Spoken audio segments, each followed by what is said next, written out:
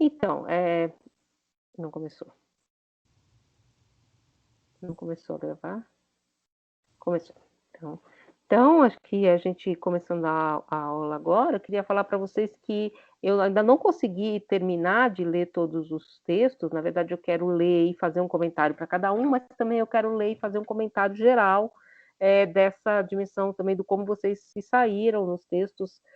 No geral, eu estou achando que está muito bem, vocês estão indo muito bem, estão bem dentro do que é a proposta um pouco do curso, que é essa leitura rente ao texto, essa leitura que a gente chama de leitura da estrutura do texto. Aí, a quarta-feira, se der tempo de eu terminar tudo, aí eu quero comentar rapidamente, além do comentário que vai ter para vocês também lá no Aprender, tá? E a outra coisa que eu queria dizer para vocês é que a gente está... deixa eu admitir aqui a pessoa que chegou. A gente está... eu trabalho com o PIBID também, que é o projeto interdisciplinar de docência, embora eu não seja da área de ensino exatamente, eu sou da área mais de estética, no fundo, né? Assim, se for a minha área mesmo de atuação. Mas eu estou trabalhando um pouco com essas questões estéticas, inclusive no ensino, e a gente vai ter umas lives aí que eu queria convidar vocês depois, né? São lives que a gente vai trabalhar a noção de utopia e território dentro da cidade de Brasília, e a questão do mapa, o que é um mapa, o que é uma imagem, o que é um imaginário político, e aí eu vou convidar vocês, tá? Então já vou mandando, vão ser as quintas-feiras, não vai atrapalhar nossa aula, eu imagino que vocês tenham aula, né, nesse horário, mas enfim, fica o convite, eu vou convidar vocês. Eu sei que vocês não trabalham muito nessa próxima questão do ensino, mas essas lives especificamente, elas são voltadas para a formação dos alunos, mas elas não são de ensino, né? Elas são muito mais sobre o conteúdo, né? Essa noção de utopia, tem muito a ver com o que a gente está estudando também. E hoje, então, eu queria falar com vocês, para a gente entrar no texto do Hegel, a minha questão um pouco desse texto do Kant e do Hegel, então a gente viu na última leitura, que era o texto Resposta à Pergunta, o que é Esclarecimento, uma questão que fica em suspenso, que é a questão de Kant dizer que nós não somos esclarecidos, portanto a racionalidade humana ela não se dá completamente no tempo de vida de um homem, ou seja, ela não se dá completamente de maneira imediata, ou seja, ela não está pronta, mas ela se desdobra de alguma forma no tempo. Então, essa história que faz parte da própria estrutura do pensamento. Só que Kant diz isso e não continua essa questão. Então, é como se ficasse esse problema para os filósofos vindouros. Então, ele põe essa questão, ele põe o problema, que é se eu tenho uma racionalidade que não é completa imediatamente e ela precisa se desdobrar de geração a geração, eu preciso pensar também como esse processo se dá, ou seja, como é que essa racionalidade ela se desdobra e se completa nas próximas gerações, sendo que a racionalidade kantiana ela é uma racionalidade pensada como a partir de categorias, então ela está pronta, entre aspas, nas suas categorias. Inclusive, uma das críticas que se faz a Kant é que ele não fala da gênese dessas categorias, é como se as categorias com as quais a racionalidade opera, né, essas categorias de, de afirmar, infirmar, de produzir objetividade, juízos, depois de produzir juízos práticos, ela está pronta, mas ao mesmo tempo, nos textos políticos, ela está pronta e não está, porque ela pode estar completa no homem, mas ela precisa vir a ser na história. Esses dois textos que a gente leu tratam dessa questão. O primeiro texto, Ideias Filosóficas, Ideias de uma História do ponto de vista cosmopolita, isso é muito claro, tanto que eu bati um pouco na tecla daquela estrutura que eu falei para vocês, aquilo que a racionalidade saberia por si mesma, ela precisa fazer voltar-se ao real, ou seja, aquilo que racionalmente eu já sabia que era melhor, eu preciso efetivar a partir de uma experiência real.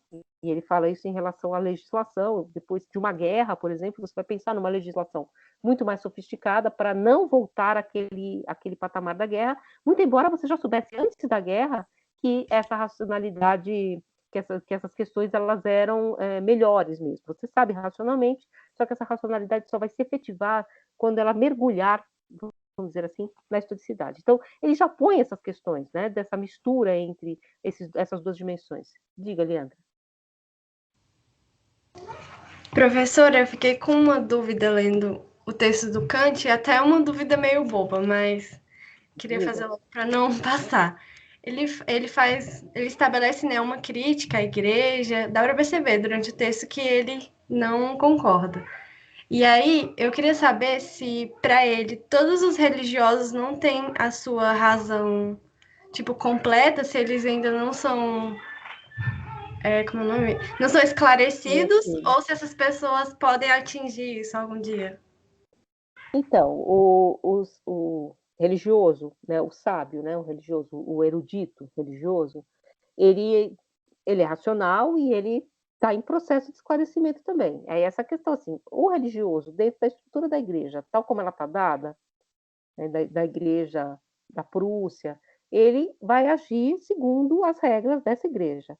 Agora, ele também, como erudito, vai pensar com a sua comunidade, né, com os outros padres, as questões da teologia, né, que também é uma parte da filosofia, ele vai tentar pensar essas questões e essas questões podem evoluir. Por exemplo, vou pegar um exemplo que está no texto, depois vocês vão, não no texto do Kant, mas no texto da aula, depois vocês vão ver. O texto, como eu falei para vocês, é um texto que fala sobre o casamento. Se vocês pegarem assim o adultério era um crime, né, era um pecado, um crime, tá, uma coisa horrível, às vezes passível de condenação, inclusive de condenação à morte, não sei se no caso da Prússia, mas sim. Hoje em dia, nem mesmo a igreja condena o adultério do mesmo modo, condena, mas não do mesmo modo, né? Você não tem mais essa questão, inclusive o segundo casamento, a igreja mesma se abriu para essas questões. E como que foi essa abertura? Essa abertura foi, segundo Kant, porque dentro de um tempo histórico específico, a lei é uma, ela está dada, ela é histórica. Só que a própria estrutura do pensamento teológico se moveu para outras questões. Hoje em dia, evidentemente, eu acho que nenhuma religião teria essa dimensão de achar que o adultério, peguei um crime, entre aspas, que hoje em dia é bastante. Não é um pecado, mas não é um crime, não é banal, né? Que foi transformado numa outra estrutura, você pensa de outro modo. Ou seja, também a igreja ou seja, também esse pensamento religioso nos limites da simples razão, nos limites da racionalidade, não um pensamento dogmático, tal, ele pode sim se emancipar. Então, existe uma emancipação também dentro do pensamento religioso, se você for pensar. Embora, é claro, existe um núcleo dogmático, existe um núcleo da fé, que aí a racionalidade não opera. Né? Então, a racionalidade não opera no núcleo da fé. Agora, essa racionalidade da igreja como uma instituição, sim, o Kant diz isso no texto, né, no certo sentido. No certo sentido, assim, ele não é um homem não religioso, tá? Assim, né? Que porque a gente falou também que o Frederico Guilherme vai acusá-lo de ir contra as Sagradas Escrituras, porque, na verdade, quando você começa a pensar nessas estruturas que são da ação prática, principalmente na filosofia prática de Kant, sem necessariamente essa coerção, vamos dizer assim, que vem pela igreja. Então, é uma regra que a racionalidade dá a si mesmo para agir. E isso é realmente um horizonte de emancipação da ação humana para além do que seriam as normas morais da igreja. Então, não é que muito pelo contrário, tá? Kant é um luterano, tá? Uma coisa bem assim. Mas a liberdade, ela me põe a pensar de tal modo que eu mesmo percebo que tal coisa é melhor e tal coisa é pior. Ele diz que mesmo o pior facínora sabe o que é um crime, pensando sozinho. Agora, é claro, isso mexe com uma dimensão da igreja ou da teologia, que é essa moral externa, né, que você vai impor, né, que você vai a noção de catecismo, né, assim, que tem pouco esse sentido, né, são modelos externos, né, você vai catequizar, você vai levar esses modelos externos. Então, existe sim, mas existe sim essa possibilidade de emancipação. Por exemplo, a gente vê a nossa igreja, as nossas igrejas, como igrejas que já se emanciparam de vários elementos, né? Inclusive fizeram a meia-culpa, né, a maior parte das igrejas fez, né, dos elementos retrógrados que elas carregaram por muitos séculos, né, a Igreja Católica, obviamente, hã, Lutero era antissemita, os luteranos já fizeram, os protestantes já fizeram essa correção, então é um processo de emancipação também, percebe, assim, de tolerância entre as igrejas, né, enfim, que eu acho que é muito importante a gente pensar. É claro, Kant é um homem do século XVIII e tal, mas a gente vive muito esse problema atualmente, né, assim, de como agir racionalmente em relação também a estruturas religiosas, não só as nossas, mas as outras, né, que é uma questão aí, dentro de um dogma religioso,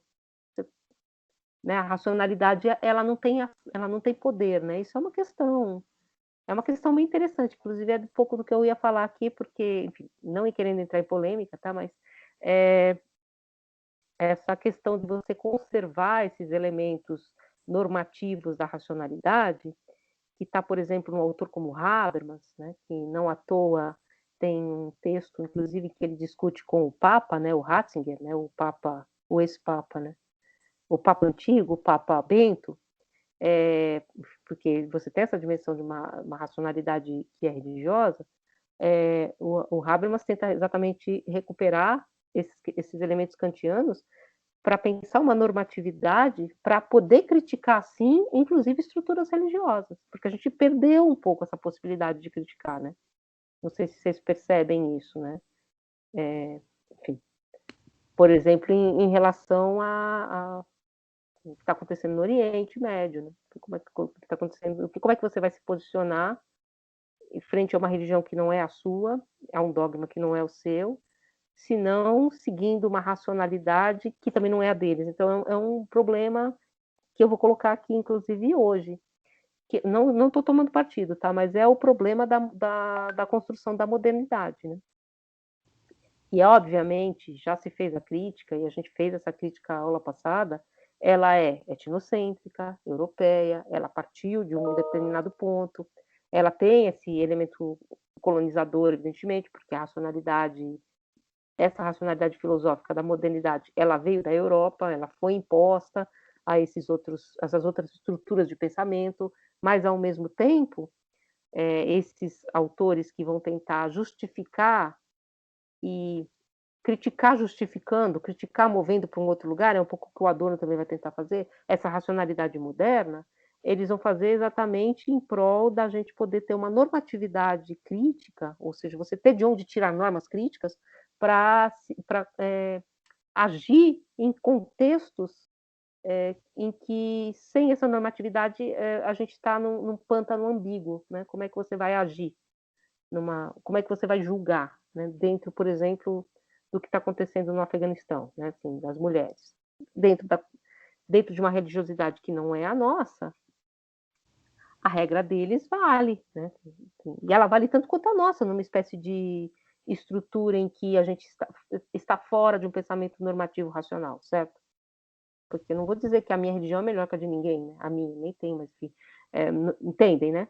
Agora também, como é que a gente vai criticar o papel dessa religiosidade na coerção das mulheres, por exemplo, ou e das minorias, né? Enfim, sabe? Então tudo isso é uma questão muito interessante que a gente vai ver, na verdade, eu falei isso para vocês, né, quando eu apresentei o curso, a gente vai ver isso encarnado na figura do feminismo, mas vale para todas essas outras estruturas, que é a crítica exatamente a esse modelo de racionalidade europeia, branca, masculina, mas que se aproveita, em alguns casos, exatamente de algumas estruturas dessa racionalidade. Em outros casos, não. Então, um pouco é o que a gente vai ver isso no final, tá?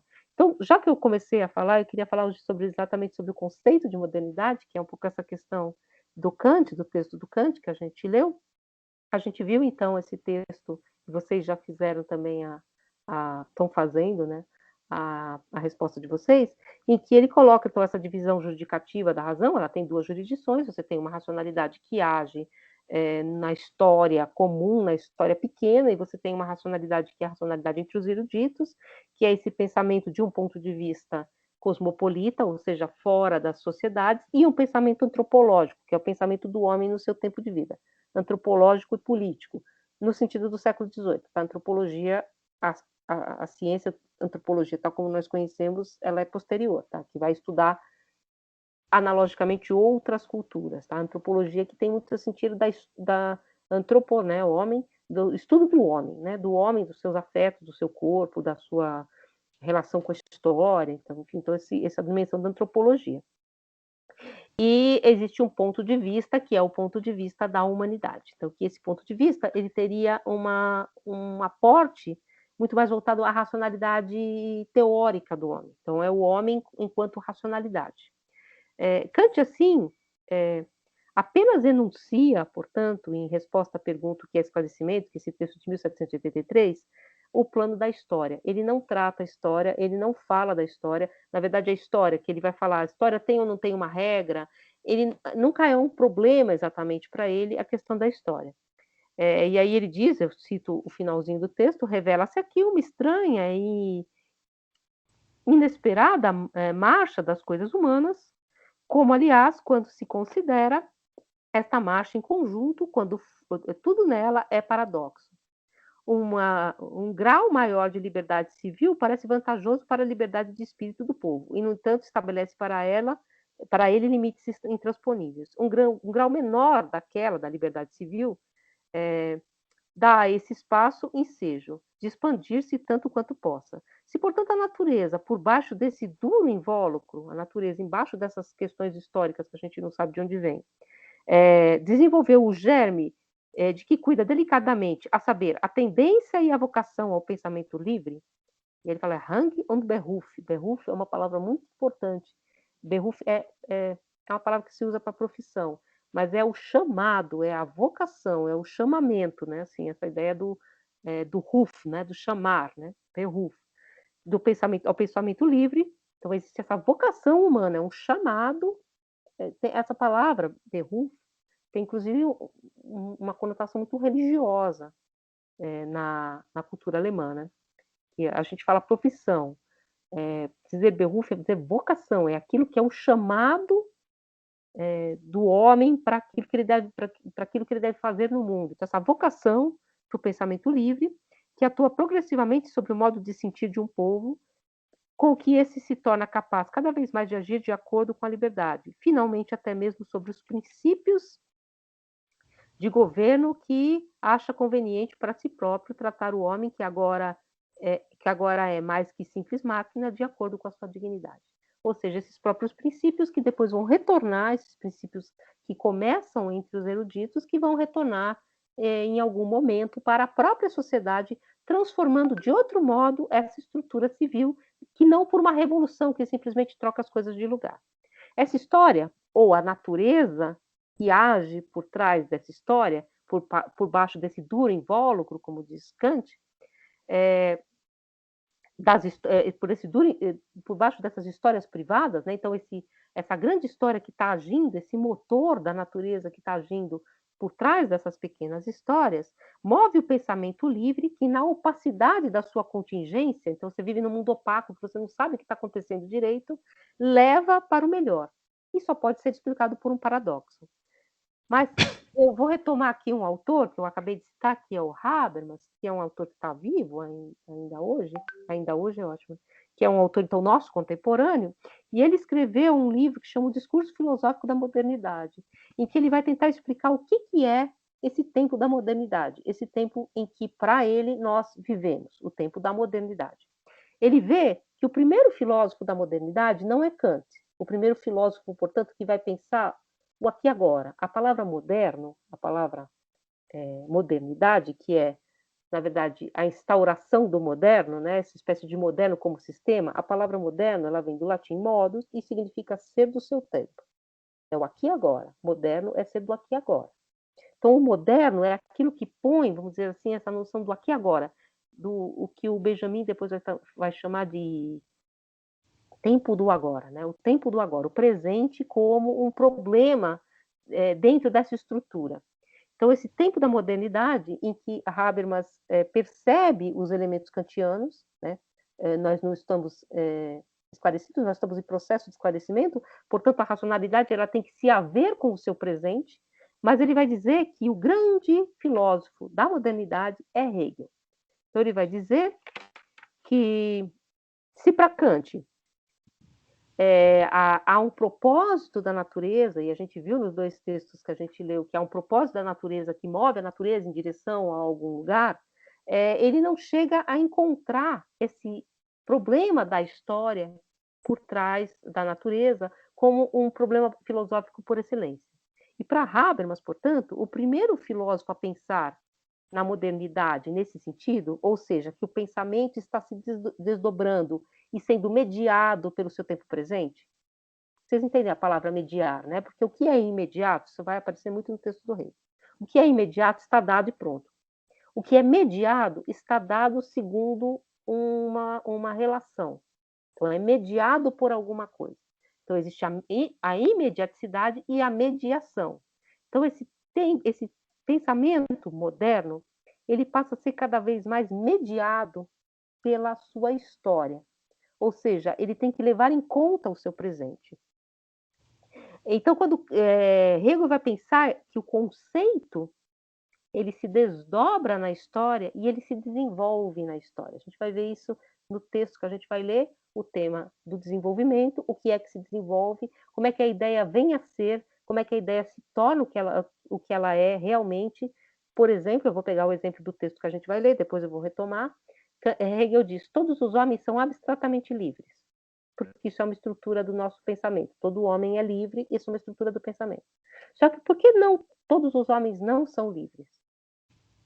Porque os homens não tornaram a liberdade um conceito externo, extrinsecado, esse conceito como um outro, tomaram conhecimento desse conceito para, tomando posse desse conceito, mediado por esse conceito, tornar-se livre.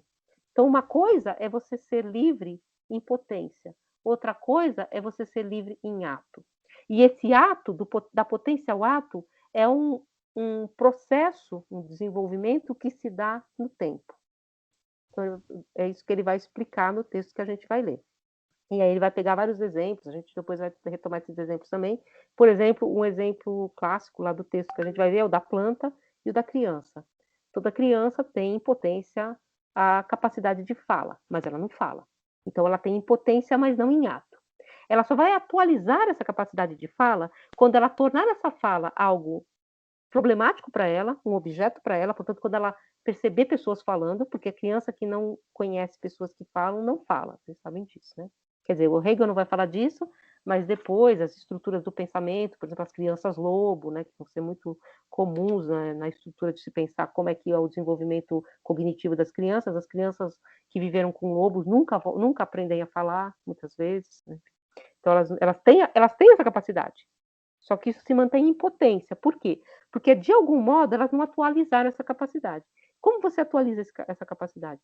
Tornando essa capacidade estranha a você, então você vê as pessoas falando, então aquilo que é seu, mas você vê como um outro nas outras pessoas, até tornar aquilo que nas outras pessoas é estranho, algo que é próprio seu, e você atualizar essa capacidade em ato. Então, Hegel vai fazer essa comparação. É claro que ele não está falando de desenvolvimento cognitivo das crianças, muito embora haja muita apropriação hegeliana, dessa estrutura hegeliana, no pensamento do desenvolvimento cognitivo. Então, o pensamento não está dado imediatamente, ele é mediado. E é por isso que algumas crianças nunca aprendem a falar, não aprendem a andar, ou aprendem a andar em 4 patas porque viu isso com os lobos, enfim. Então, essa atualização do que está em potência, que nas crianças é a fala, é o exemplo dele, e nas sociedades é a liberdade, por exemplo. Essa liberdade, ela vem a ser, então, ela pode ser uma estrutura abstrata, mas ela vem a ser no tempo. E é isso que é o processo de esclarecimento kantiano, no certo sentido. O que o Hegel vai fazer? Ele vai explicar como esse processo se dá no nível da consciência humana, que ele chama de Geist, de espírito. Então, quando vocês forem ler lá espírito no texto, tá? Não tem nada a ver com fantasma ou com um troço assim espiritual no sentido religioso, embora claro tenha também, mas espírito é, na verdade, se vocês quiserem, fazendo assim uma espécie de resumo grosseiro, é aquilo que Kant chama da racionalidade da espécie. Tá? Então, o espírito é isso. O espírito é a racionalidade de uma geração a outra. Tá? Então, é o espírito do homem. Não é o meu espírito, não é a minha alma, não tem nada a ver com a alma nesse sentido. Então, e aí existe o livro mais famoso de Hegel, né, que chama-se Fenomenologia do Espírito.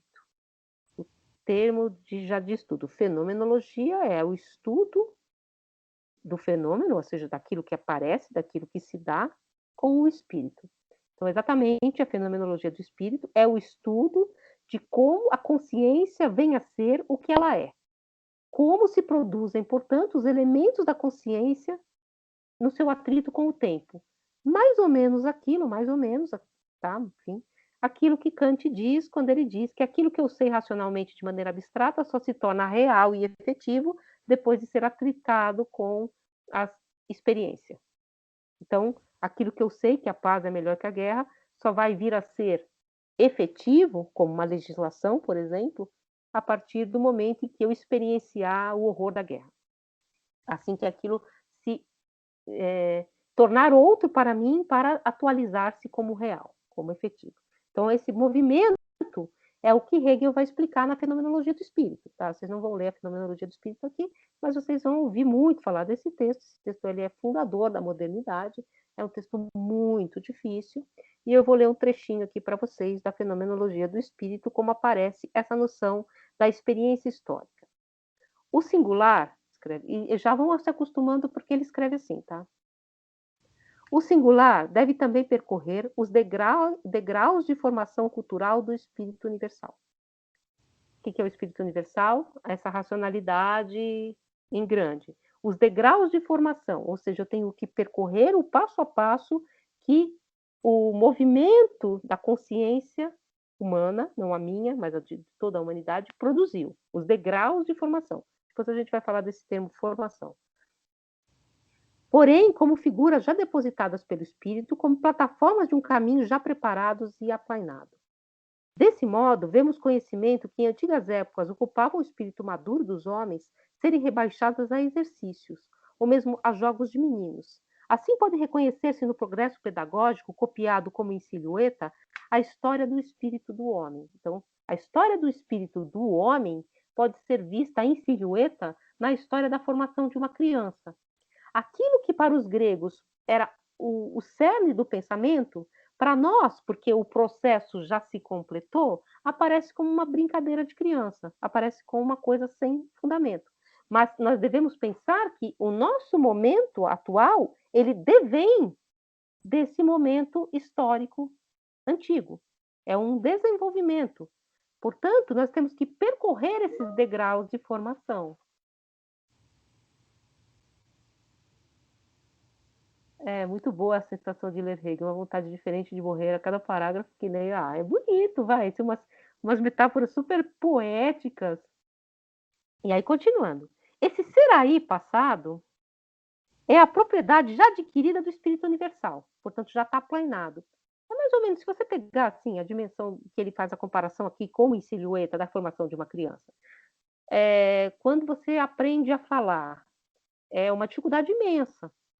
Que para nós, hoje em dia que falamos, aparece como uma plainada, aparece como um caminho cimentado até aqui, foi muito fácil, mas quando você era criança, provavelmente, aquilo era uma dimensão de um jogo muito complexo, né? E é como ou aprender uma outra língua, coisa que eu nunca consegui fazer. Quem fala uma outra língua não lembra da dimensão do tornar a potência ato, porque está aplainado, tá, como que dado, como que é como uma coisa imediata, mas ela foi mediada. E aí ele continua: esse será aí passado é propriedade já adquirida do Espírito Universal, portanto já está dado, e aparecendo-lhe assim exteriormente, constitui-se a natureza inorgânica, como se aquilo não fosse mais um movimento, como se fosse, sempre tivesse sido assim.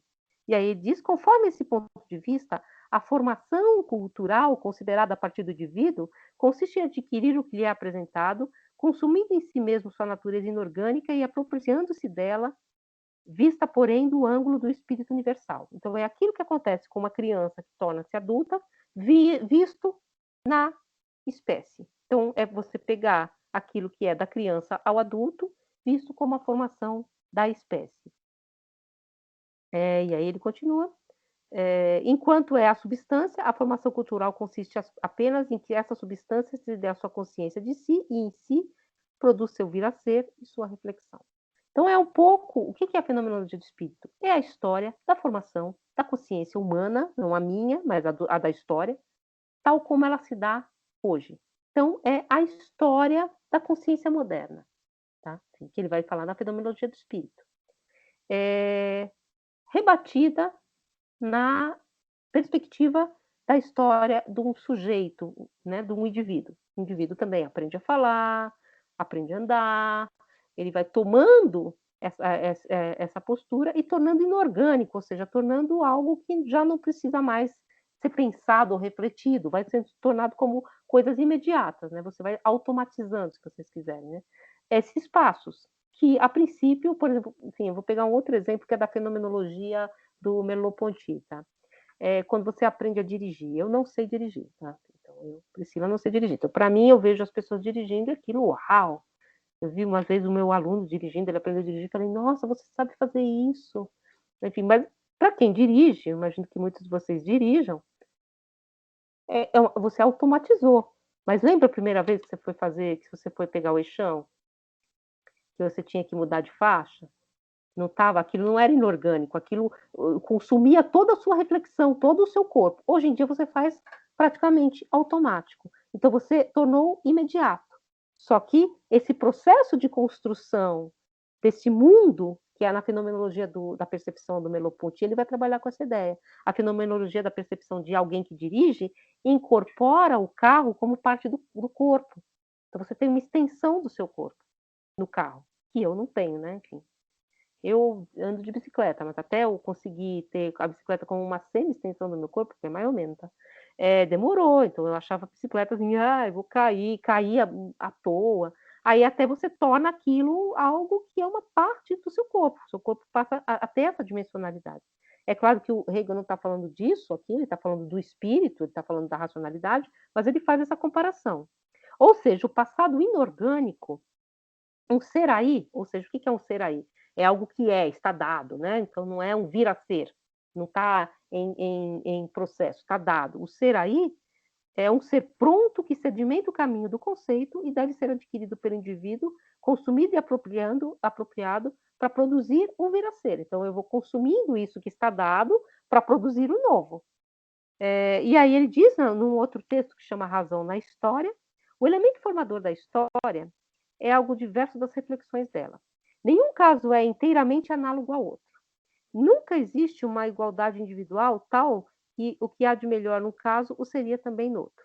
Cada povo tem a sua situação histórica própria e para os conceitos do que é conveniente não se precisa de história.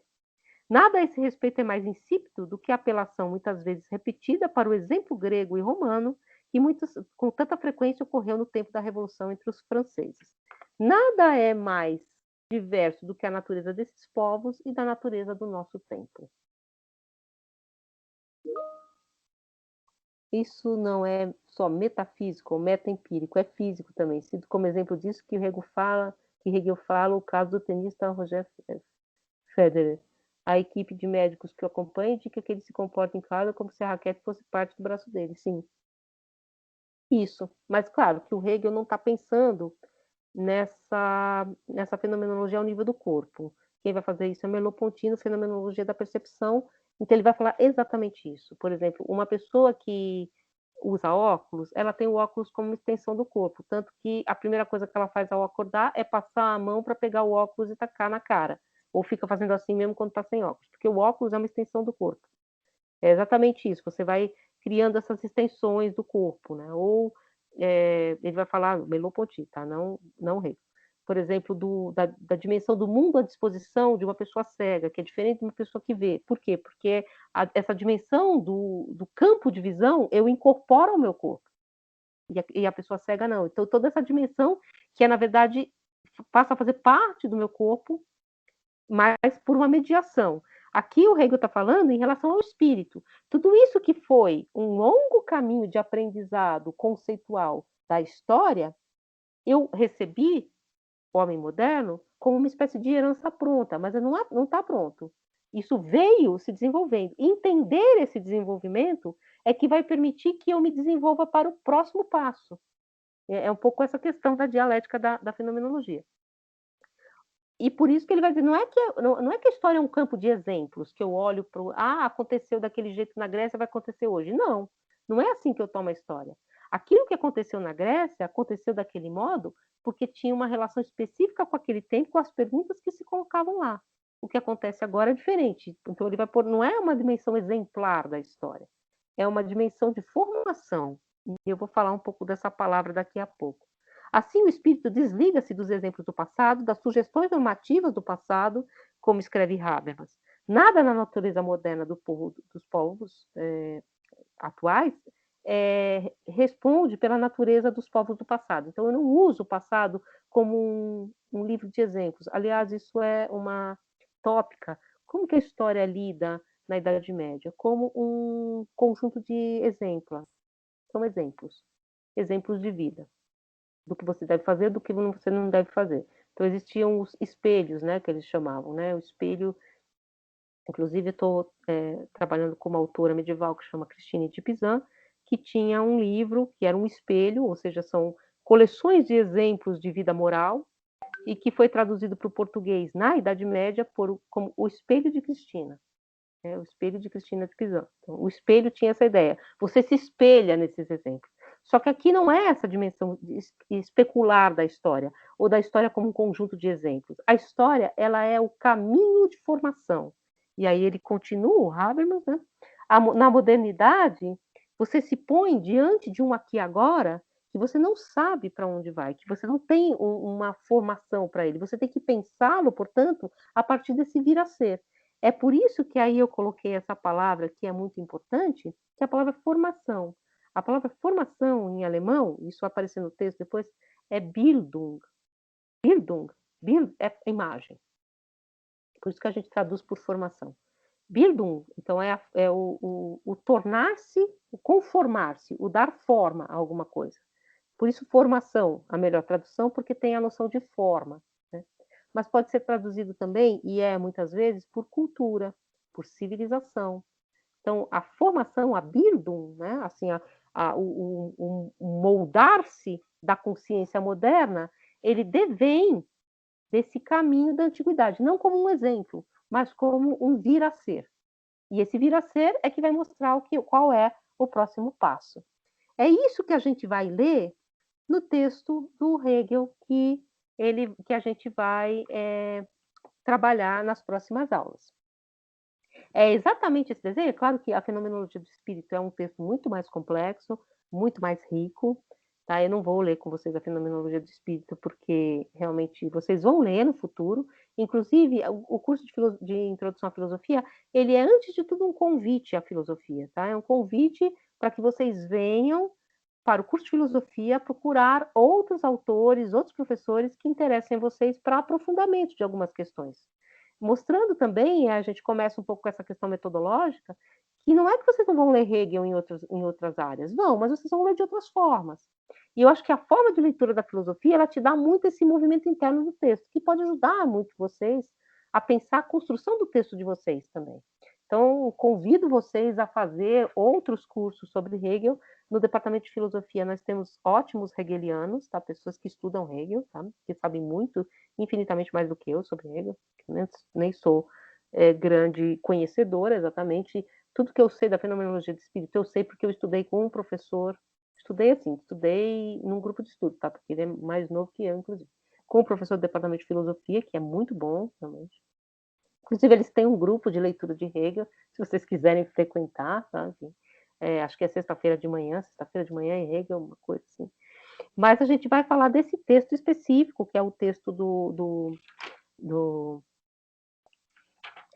que a gente vai tratar, que é esse texto do Introdução à História da Filosofia, porque nesse texto, Hegel está tentando apresentar a sua cadeira, ou seja, a sua cátedra na universidade. E a cátedra do Hegel, mais ou menos como a minha disciplina, que é a Introdução à História da Filosofia, é a história da filosofia. E ele quer mostrar o que é a história da filosofia. A história da filosofia não é uma coleção de exemplos, não é uma coleção de sistemas. Ele quer mostrar exatamente como história da filosofia é filosofia. Em que sentido? Ela é filosofia porque ela é a Bildung da consciência moderna. É a Bildung, ou seja, a formação da consciência tal como ela se dispõe aqui agora. Então, para eu compreender a consciência moderna, ou seja, a consciência que se põe no tempo de Hegel, eu tenho que compreender também os movimentos que fizeram essa consciência vir a ser o que ela é, para também compreender como essa consciência vai vir a ser algum outro degrau, como ela vai vir a ser para o futuro. Então, um pouco esse desenho desse texto vai nesse sentido. E aí ele começa, muito rapidamente, falando, e é estranho nesse texto, da história das outras disciplinas. E ele vai falar da história da matemática, da história da biologia, da história da geometria. Ele vai dizer que essas disciplinas, elas não têm história, porque a história é extrínseca à disciplina. Em que sentido? A matemática, ela independe do seu movimento histórico. Se um homem vivesse 1000 anos, ele conseguiria ir desdobrando a matemática de si mesmo. A mesma coisa a biologia, ele vai dizer. A biologia, ele vai dizer da botânica, né? Ela é apenas uma espécie de aglomerado de novos conhecimentos, que eu vou simplesmente somando um ao outro. Na filosofia, não, porque eu não somo um sistema ao outro. Por que eu não somo um sistema ao outro? Porque os sistemas muitas vezes se negam. Os sistemas se põem em dimensões diferentes. Então, não é um aglomerado, ela não é uma junção, uma justaposição de momentos. Ela é, sim, uma relação intrínseca e, portanto, dialética de um momento a outro. Portanto, existe um nexo nessa história. É isso que ele chama de história da filosofia. Então, ele vai dizer, né, que essa história da consciência se exteriorizando no tempo, e a palavra que tem aí no texto, que vocês vão ler, que é uma palavra super bonita, é extrinsicar-se. É feia a tradução, né? Mas extrinsicar-se é a tradução da palavra Ausserung, que é exteriorização. Ausland, por exemplo, é estrangeiro, né? Então, aus, né? Esse aus é outro, né? Então, é uma espécie de alteridade. Então, é um pôr-se para fora, é um extrinsicar-se, não é um estranhar-se, porque aí a palavra já entra em outra semântica, mas é um pôr-se para fora. Tá? Então, essa palavra que vai ser traduzida no texto como um extrinsicar-se. Então, você vai extrinsicar aquilo que é abstrato para você, o conceito, a ideia da consciência, para que esse pôr-se para fora mova-se no tempo para formar um outro momento, que é a efetivação desse conceito. E aí eu vou dizer só o que ele vai falar dessa questão da experiência. Ele vai dizer que a experiência é exatamente a relação da consciência com esse outro, que é ela mesma, que é isso que ela põe para fora, que se torna um terceiro.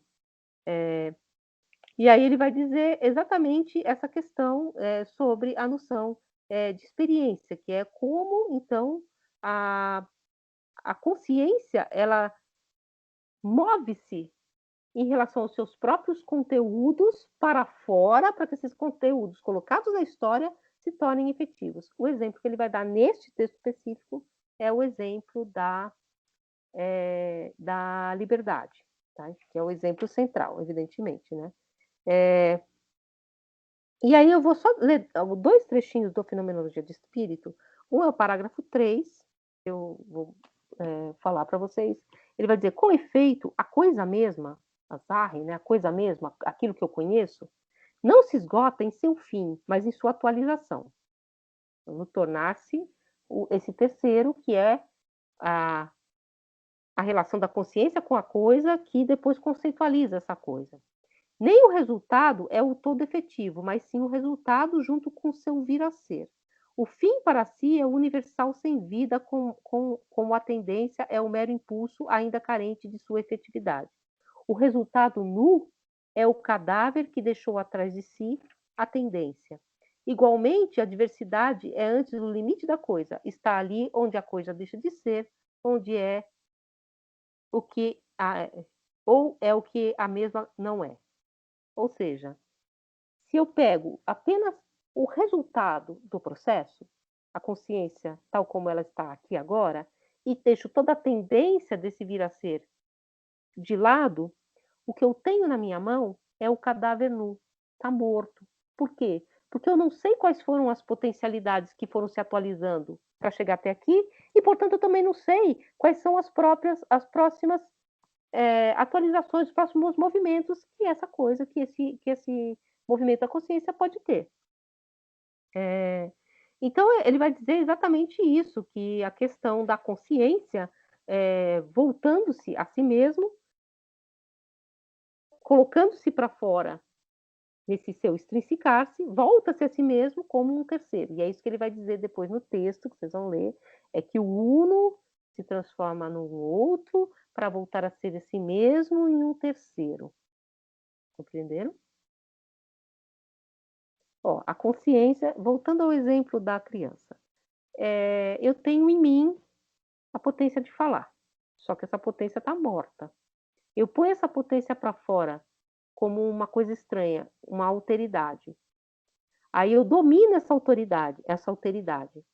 Ou seja, aquilo que era uno, que era próprio da consciência, se torna um outro, se torna estranho à consciência, para vir a ser um terceiro, que é o mesmo que o primeiro, que é a atualização daquilo que estava na consciência. Isso é dialética, né?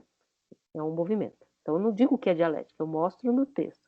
E só para vocês ficarem um pouco mais assim felizes, né, com quando a gente vai ler esse texto, eu queria dar para vocês um desenho geral do texto, tá, para vocês começarem a ler o texto já com esse modelo. Então ele começa falando, Hegel, exatamente dessa relação entre história e verdade, que é uma questão que a gente já viu um pouco no Hegel.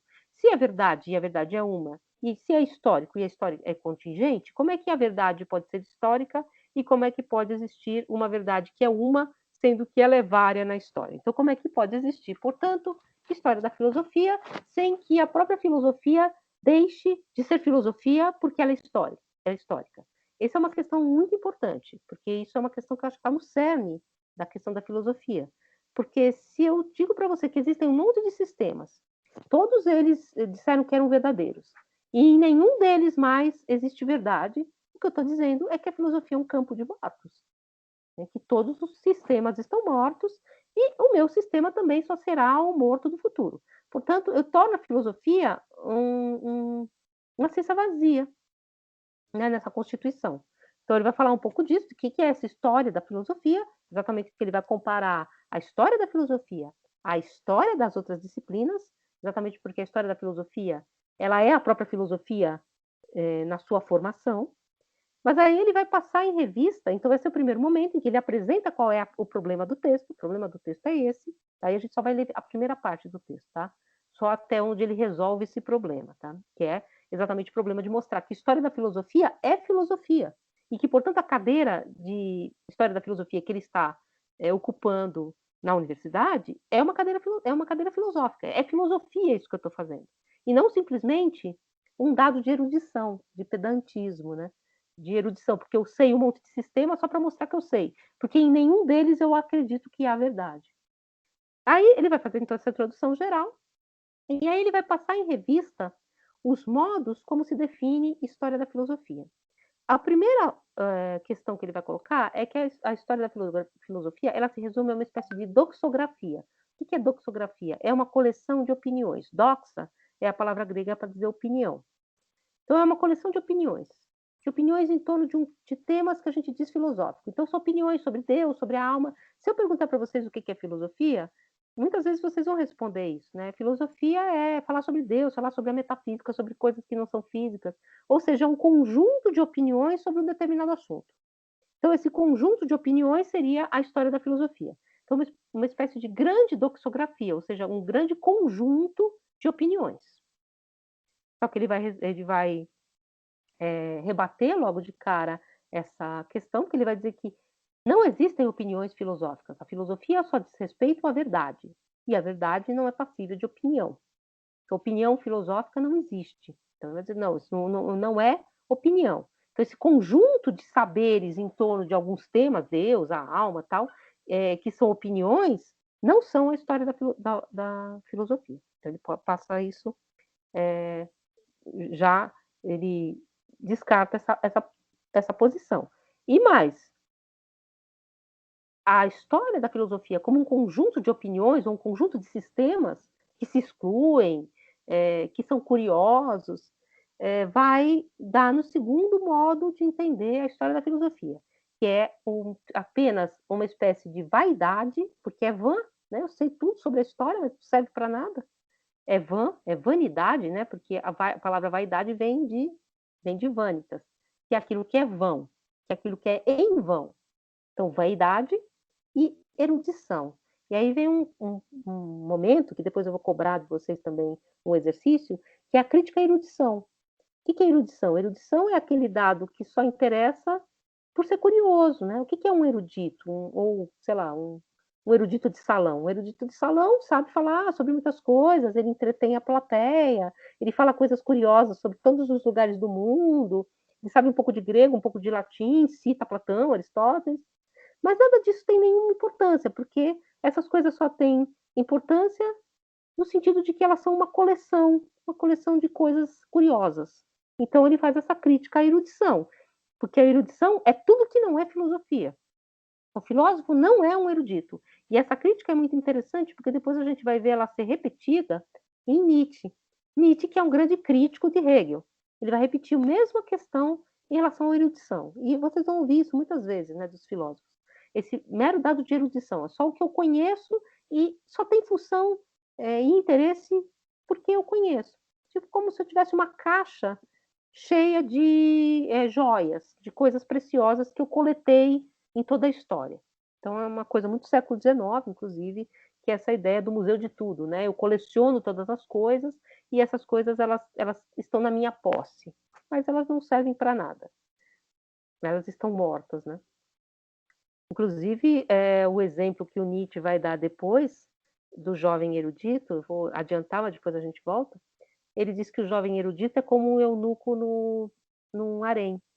É horrível, tá? É machista, mas tudo bem. Como ele como ele não pode fecundar nenhuma das verdades, todas elas se equivalem, porque ele é simplesmente um impotente. Então ele está diante de várias mulheres, de várias beldades, de várias verdades, mas para eles são todas iguais, porque é apenas uma coleção. Então, ele não tem a capacidade de, com essa verdade, criar nenhuma outra coisa. Então, esse é o exemplo do erudito, né? E a última parte, que ele vai dizer que é o último modo de se entender a história da filosofia, é uma diversidade infinita de sistemas, um excluindo o outro. Então, o que é o campo de mortos? Então, Platão foi excluído por Aristóteles, que foi passado para trás por Tomás de Aquino, que foi rebatido pelo Renascimento, e por aí vai. E existe muito essa concepção ainda na filosofia, que é uma concepção evolucionista, de que um sistema destrói o outro e que, portanto, estudar Platão, estudar Aristóteles, estudar Parmênides é apenas um dado de erudição. E, portanto, não é filosófico. A gente vai ver isso, inclusive, no modelo moderno, que é com Heidegger, né? Quando Heidegger vai voltar os seus olhos para estudar o pensamento originário, que é Parmênides, Heráclito, ele vai para os pré-socráticos. E ele diz: isso não é erudição, isso é voltar o pensamento a si mesmo. Só que, para muitos autores, isso é apenas um dado de erudição. É antiquarismo, você fica juntando essas pérolas. E aí ele vai falar de toda essa diversidade de sistemas. Nenhum desses modos de conceber a história da filosofia é filosófico. Nem a doxografia, que é a coleção de opiniões,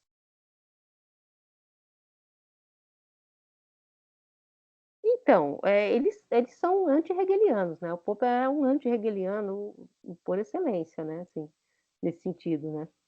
Ele é anti essa noção de que a história move o conceito, né? Enfim, inclusive essa questão sobre o historicismo, né? Porque isso aqui é uma versão filosófica profundamente historicista, né? E o Kuhn vai pensar, assim, do que eu conheço, tá, gente? De comparação de modelos, né? Enfim, então você compara modelos e um modelo não é mais evoluído que o outro, ele responde mais perguntas, né? Um pouco essa questão na concepção científica, que já é uma ideia. Hegel vai dizer, tá? Nenhum dos dois é hegeliano, mas ele vai dizer que ciência é aquilo que se põe para a consciência no seu tempo histórico. Então a ciência, para a consciência moderna, é exatamente essa mediação que a consciência fez de todo esse processo. Então não é que existe uma ciência que a consciência vai procurar. A consciência e a ciência são intrinsecamente unidas. Então não tem uma ciência como uma meta externa à consciência.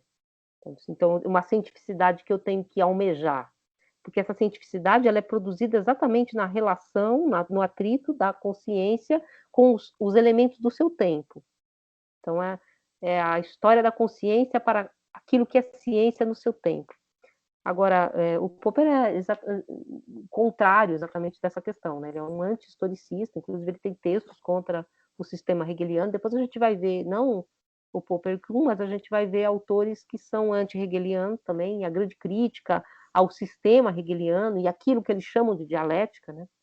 Porque a dialética não pode ser algo congelado também, como um método dialético, que são autores como o Carnap, que eu peguei alguns de exemplo, tá? E o Quine também, que, enfim, é um autor americano. Aí já não tem tanto essa crítica a Hegel, mas a crítica a Hegel, ela é interna a esse movimento do que a gente chama de positivismo lógico, racionalismo do século XX. Mas voltando aqui só para terminar mesmo, para dar indicações para vocês, depois que ele põe de lado, vamos dizer assim, essas definições da história da filosofia, e ele mostra como elas são limitadas, ele vai explicar exatamente o que é a história da filosofia para ele, e aí ele vai falar, então, da explicação do processo do vir a ser do conceito. E aí ele vai falar do desenvolvimento e do conceito. O que se desenvolve e o que vem a ser. O que é esse desenvolvimento conceitual da consciência. E aí ele vai chegar a um terceiro passo, que é a compreensão da história da filosofia em relação ao desenvolvimento e ao conceito, que é a atualização da ideia. E ele vai dizer nenhuma ideia é opinião e nenhuma ideia é abstrata. A ideia vem ao concreto. Portanto, ela é esse movimento que leva em conta o tempo histórico.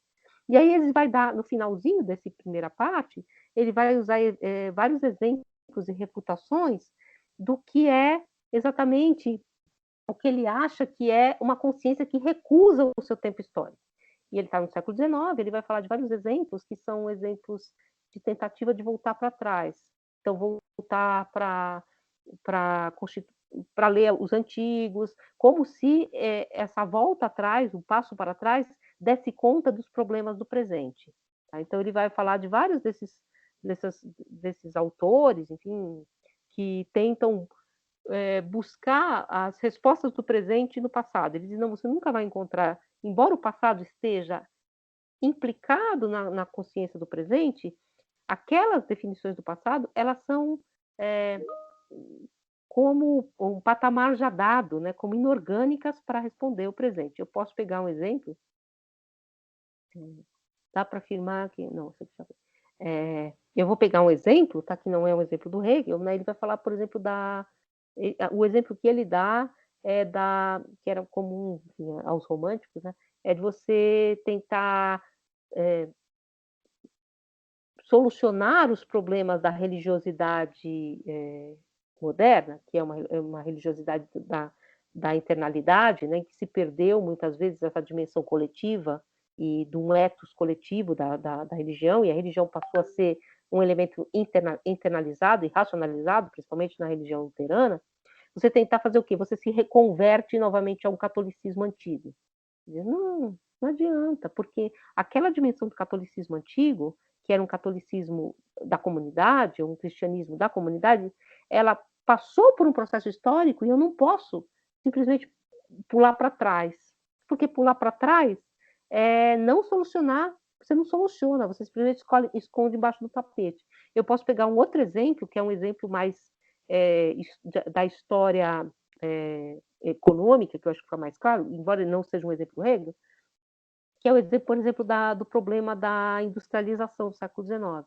A industrialização ela vai causar uma decadência, entre aspas, dos produtos que são consumidos, né? Então você tem produtos industrializados, produtos em que se perde esse elemento artístico da construção, os tapetes que não são mais tecidos manualmente. Então você vai perdendo essa dimensão numa massificação da indústria, que é exatamente aquilo que depois vai ser tratado por alguém que leu Hegel, que é o Marx, como é que isso se dá na modernidade, vários autores da época tentam solucionar essa questão, que é a questão da alienação do trabalho moderno, dessa cisão exatamente da mercadoria e daquele que produziu a mercadoria, voltando para trás. Fazer o quê? Eles criam confrarias de artesãos que vão construir objetos à maneira medieval, que são os pré-rafaelitas. São fábricas de móveis construídos à mão. Então, o que eles fizeram? Ao invés de encarar e tentar pensar numa outra dimensão para solucionar esses problemas que estão postos aqui agora, que é exatamente essa dimensão de um trabalho que é alienado do seu próprio produto, eles querem voltar para trás. E essa volta para trás não soluciona o problema. Inclusive porque o que acontece é que esses objetos artísticos produzidos por esses artistas passam a ser mercadorias de luxo. Então, quer dizer, eles passam a circular no mesmo ambiente em que o problema está dado, só que com uma outra dimensão. Então, você não solucionou de forma alguma a produção decaída dos objetos, que era como era entendida, ao tentar pular para trás, ao tentar voltar a ser medieval, entre aspas. Então, você não volta a ser medieval, muito embora aquilo que é o construto medieval, como esses degraus inorgânicos que ele fala do nosso caminho, estejam implicados na nossa consciência moderna. Então, a história da filosofia e a filosofia nesse movimento são a mesma coisa, porque a história da filosofia é a explicitação do desenvolvimento do conceito vindo a tornar-se atual, né? Vindo a tornar-se efetivo. Então, ele vai mostrar isso no texto, a partir desses exemplos. Vários dos exemplos que eu trouxe são exemplos hegelianos, o exemplo da determinação, da negação determinada, que ele vai falar da planta, né? A planta nega a ser semente para vir a ser a árvore, mas que já está contida na semente, né? Você só atualiza o que de alguma forma já está em potência ali, então você nega alguma coisa para tornar essa alguma coisa uma outra coisa. Então, todos esses procedimentos que são internos ao movimento, que depois vai ser essa explicitação do conceito na história, estão mais ou menos explicadas nesse texto, tá? Que é um texto que, obviamente, não é tão fácil quanto os textos do Kant, um pouquinho mais longo também, mas que eu acho que lendo com essa estrutura, eu acho que ajuda. Eu também vou publicar amanhã esse videozinho que fala um pouco dessa questão também desse texto, não é exatamente a mesma coisa que eu falei hoje, é outra coisa, mas que fala também um pouquinho da dimensão desse texto, localiza um pouco esse texto na história, para vocês também começarem a ler o texto com uma, enfim, uma dimensão um pouco menos assustadora do texto, né? E sobre esse texto, a gente não vai fazer uma leitura estrutural geral, eu vou pedir para vocês alguns exercícios meio localizados. O exercício que eu pedi a semestre passado fez com que as pessoas se desesperassem, então eu não vou fazer esse exercício, tá? Que era pedir para fazer uma paráfrase da argumentação hegeliana, só que como Hegel já escreve daquele jeito, assim, ficou uma coisa voando. Então, eu vou propor um outro exercício em cima desse texto, e um dos exercícios que eu vou propor, porque quando a gente for comparar esse texto ao do Nietzsche, é exatamente em torno da noção de erudição, que eu acho que é uma questão muito importante quando a gente está estudando filosofia. O que é erudição?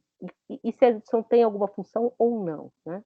Isso também, o texto do Nietzsche é todo em torno disso, né? Que é sobre a utilidade e as vantagens e desvantagens da história para a vida. Não é exatamente esse o título, mas a questão é essa. Para que serve estudar a história? E para que serve conceber a história dentro desse movimento? Que é uma crítica exatamente ao sistema hegeliano, não tanto a Hegel, mas ao hegelianismo, que é exatamente depois o que o Popper também vai criticar, e essa crítica que vai ser comum, a esse sistema que transforma a filosofia numa espécie de historicismo, né? Numa espécie de vir a ser da sua história. Né? Tanto que há alguns autores, enfim, não concordo, mas que diz que Hegel é o último filósofo, porque depois de Hegel você só estuda a história da filosofia. Então, um pouco nesse movimento é que Nietzsche vai criticar exatamente essa dimensão, que é uma dimensão também da academicização da filosofia, né? Da entrada da filosofia nessa estrutura da construção universitária. Tudo isso a gente vai ver também dentro dos textos, tá? Por dentro dos textos. Vocês teriam alguma questão ou várias questões sobre esse texto? Eu não vou avançar muito, porque eu acho que para avançar, seria legal vocês assistirem esse videozinho que eu vou colocar para vocês, que seria o vídeo de hoje, né, na verdade. Então, alguma questão? Professora, Todas? Diga. eu fiquei só com uma questão, se a senhora pudesse voltar naquela parte da relação que o Hegel vai tratar no texto, né, que é a relação história e verdade. Eu fiquei com, não consegui entender direito, falhou um pouco aqui a internet e também a cabeça. Não, na introdução do texto ele vai falar um pouco aquilo que o Kant fala também, né? Existe uma dimensão filosófica da história? Em que sentido? A história pode ser lida para além da mera contingência? Existe um nexo lógico entre um momento e outro da história? Na história histórica, não, né? Você sabe que uma coisa aconteceu, outra aconteceu, você tem as figuras ilustres, às vezes aconteceu que a pessoa se afogou, né? Ou, sei lá, o avião caiu, tal, e isso é da contingência, contingente. Agora, do ponto de vista da história de uma disciplina como a filosofia, que é, na verdade, a disciplina da verdade, como pensar que a verdade pode se desdobrar na história? Que a verdade tem uma história? Porque se ela é verdade, ela é uma.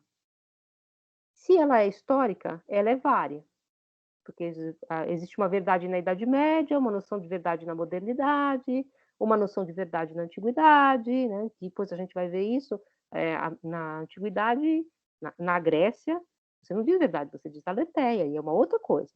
Aí você tem o veritas latino, depois você tem a certeza cartesiana, a verdade como certeza, que é a verdade moderna. Depois você tem essa noção de verdade tal, que é relativa e histórica, que é uma verdade pós-moderna. Então, como essa estrutura da verdade pode ser a mesma verdade, se ela é vária?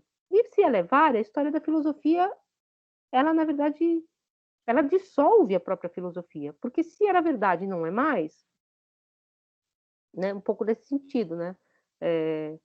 O próximo campo, o próximo momento da filosofia vai simplesmente apagar esse que está dado agora. E, portanto, a verdade se perde, né? Você não tem uma estrutura da verdade e a filosofia perde seu sentido. Inclusive, se vocês forem pensar, é claro que aqui no século XIX nem tanto, mas depois isso vai ocorrer com muita força, a filosofia ela vai perdendo espaço para outras ciências, porque as outras ciências elas vão roubando, vamos dizer assim, os objetos da filosofia.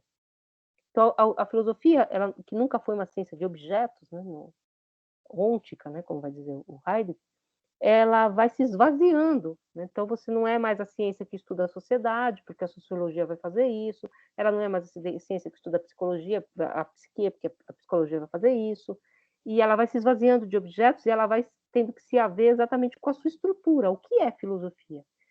Não é exatamente isso que está no Hegel, porque, claro, que ainda a filosofia ela tem um papel estruturante, inclusive na universidade, mas ele já está pondo essa pergunta.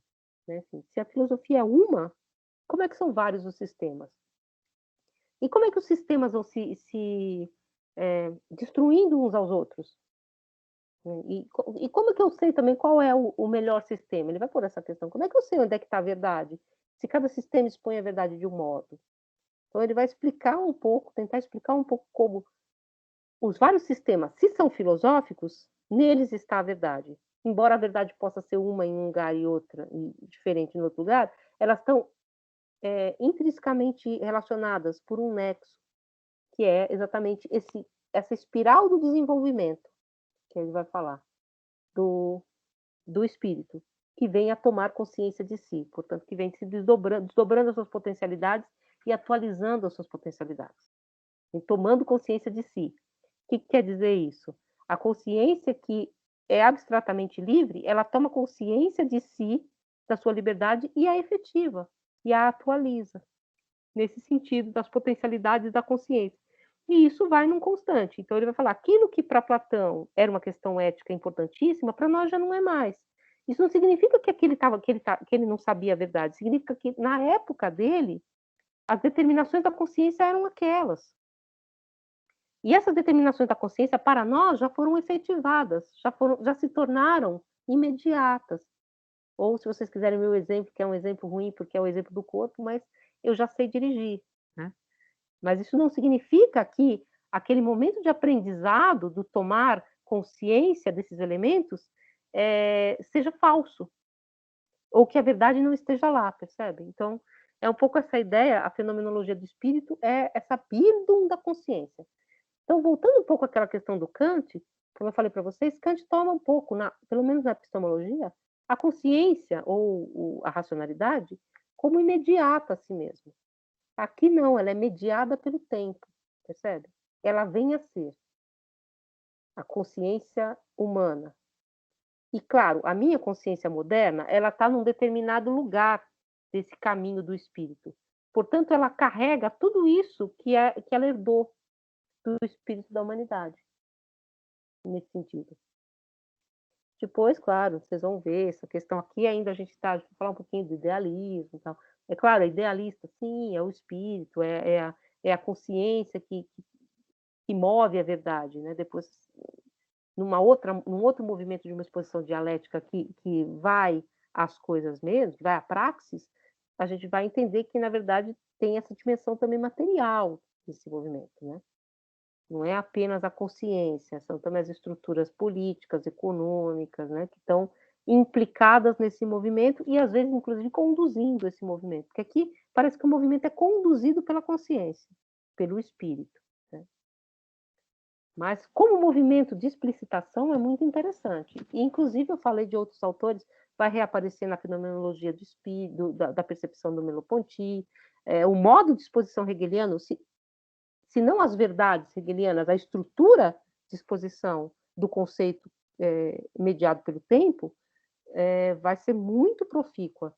Todos os autores da teoria crítica vão trabalhar nesse modelo, Adorno, Benjamin, Habermas, com críticas, mas dentro desse modelo, Marx, claro, óbvio, com a crítica básica, mas dentro desse modelo. E existem os não hegelianos, os anti-hegelianos, né?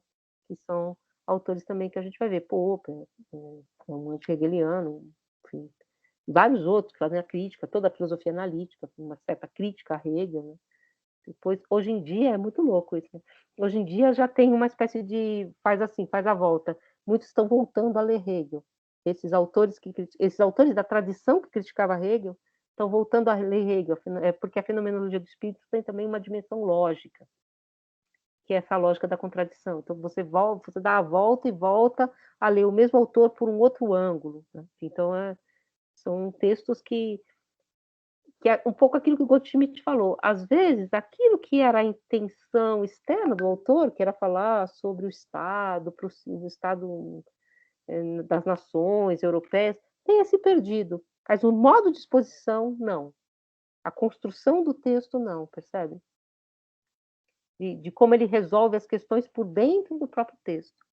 Então, eu acho que esse texto vai ajudar muito vocês a entender esse movimento de como você faz essa verdade do texto se explicitar pelo próprio movimento do texto, porque a dialética tem muito essa mobilidade, né? Vocês vão perceber por esse texto.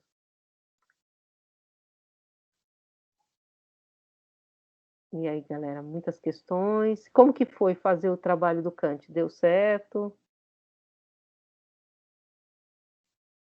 Tranquilão? Então, na verdade, eu tinha deixado um tempo hoje para falar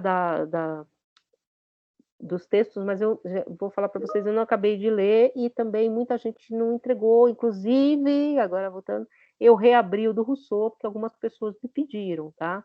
Então, estão os dois abertos, novamente, para vocês complementarem, se vocês quiserem. Aí, só fechando, então, mesmo aquilo que eu falei, quando o pessoal não tinha chegado ainda, faltavam 2 aulas, eu já baixei, já vão estar lá no YouTube, que são as aulas do dia 8, no dia 4, né, do 8, e do dia 11 do 8, que tinham ficado pendentes, porque meu computador tinha quebrado, já estão lá disponíveis, e a partir da semana que vem eu vou disponibilizar todo esse primeiro módulo também por escrito, tá? Para vocês poderem usar a aula como vocês quiserem. Então,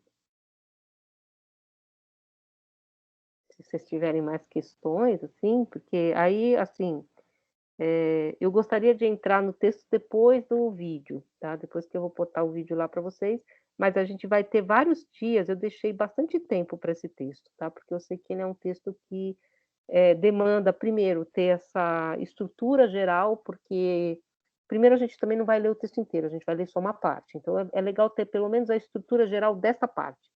E aí a gente também, eu acho que fica mais fácil entrar no texto com essa estrutura geral. Então, só voltando, a gente teria uma introdução geral em que ele tenta equacionar o problema da história e o problema da verdade. Então, ele tenta equacionar, e de como que... Eu vou colocar no... Eu não sei, eu posso colocar no aprender, né? Assim, tá numa pasta. Não tá bem assim ainda, gente, tá? Não é um livro, né? Mas posso colocar o primeiro módulo, é porque tem 6 aulas já lá transcritas, e tem a transcrição dos vídeos também. Os dos vídeos eu acho que vocês não querem, né? Vou pôr tudo lá também, sei lá. E aí eu vou disponibilizar por pastas para ficar mais fácil. Mas então, aí voltando um pouquinho, tem a introdução geral do texto, em que ele vai falar da história e da verdade, e vai colocar também em perspectiva a historicidade interna de algumas disciplinas. Ele vai dizer, por exemplo, que a botânica não tem história, não é porque ela não se desenvolve no tempo, é porque o tempo não faz diferença para ela. Cada momento simplesmente aparece uma nova verdade e eu acomodo numa estrutura. Uma verdade não nega a outra. É claro que é a botânica do século XIX, tá? Mas é como se a cada nova descoberta eu simplesmente acrescentasse. Então, é um grande aglomerado que pode ir crescendo. A filosofia não, porque uma estrutura filosófica, ela nega necessariamente a outra. Ela se põe no lugar da outra. Então, ele vai falar que essa historicidade da filosofia, ela é intrínseca e ela é imanente à própria filosofia, enquanto que a historicidade da botânica, da matemática, é externa. Se um homem fosse capaz de viver 1000 anos, ele sozinho desdobraria todas as intenções da matemática, a matemática como ele está pensando, tá? Porque está tudo dado. Ela não implica uma questão de atualização histórica. A filosofia não. Então, a filosofia ela tem uma relação com a história que precisa ser explicitada. Aí ele vai pegar as definições da história da filosofia e refutá-las. A primeira como uma coleção de doxas, como uma coleção de opiniões. Então, são opiniões em torno de algum tema que a gente acha que é filosófico, Deus, a alma, tal. E essa coleção de opiniões, ela seria a coleção das filosofias. Ele refuta essa questão, dizendo primeiro que opiniões não são verdade e que a filosofia só trabalha com verdades. E ele vai, inclusive, chegar nesse ponto, dizer que uma definição de filosofia é pensar por conceito. Então, não é uma coleção, não é o que dá a noção de filosofia, não é uma coleção externa de objetos. Não é falar sobre Deus, sobre a alma, tal, é pensar por conceito. Então, não é o conjunto externo de objetos, é sim o modo como o pensamento se volta a si mesmo.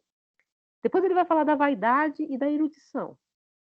Então, também são modos de pensar esse conceito de história da filosofia, e que refuta a própria potência da história da filosofia enquanto filosófica.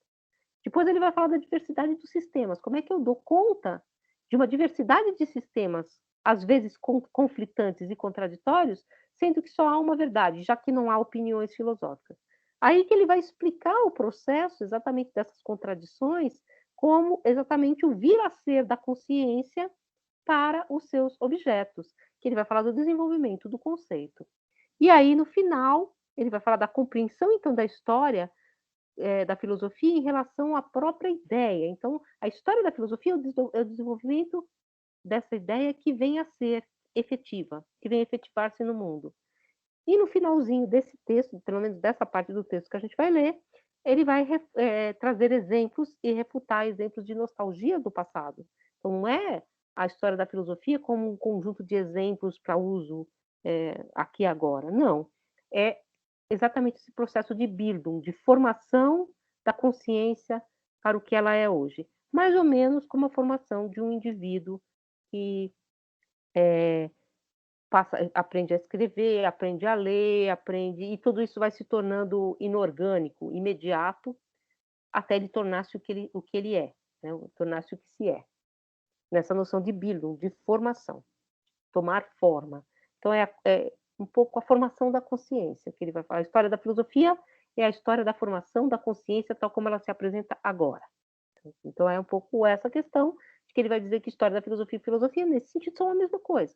Porque se a filosofia é a posição da consciência em relação aos seus objetos, é pensar por conceito, a formação desse pensamento por conceito, que é a história da filosofia, é a própria filosofia.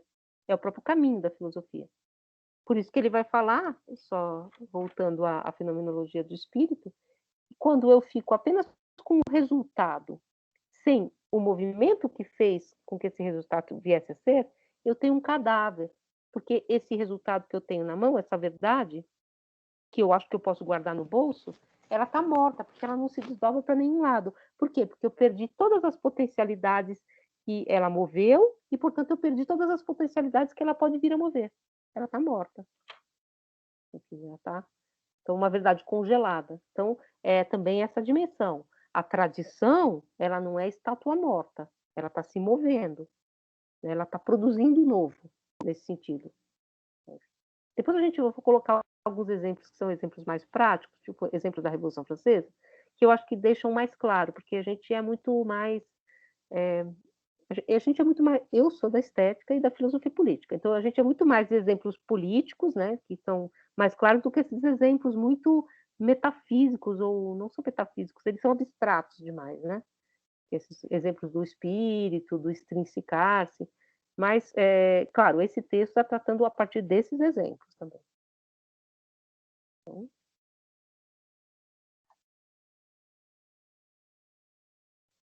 bom, gente, então a gente se encontra quarta para continuar o texto, tá? Enfim, e eu vou deixar esse vídeo para vocês darem uma olhada. Eu sei que ficou meio muita coisa, né? Porque não teve aula na quarta, e eu sempre gosto desse tempo, né? Eu acho que a filosofia precisa de um tempo. Né? Não adianta ter uma aula atrás da outra, porque a gente não... Então, precisa ver o vídeo, né? Dar aquela decodificada também, ler o texto. Então, eu vou deixar o vídeo lá como uma espécie de complemento dessa aula, e aí, a quarta-feira, a gente entra no texto. E eu vou parar de gravar, porque se ficar muito grande, se bem que não está muito grande, mas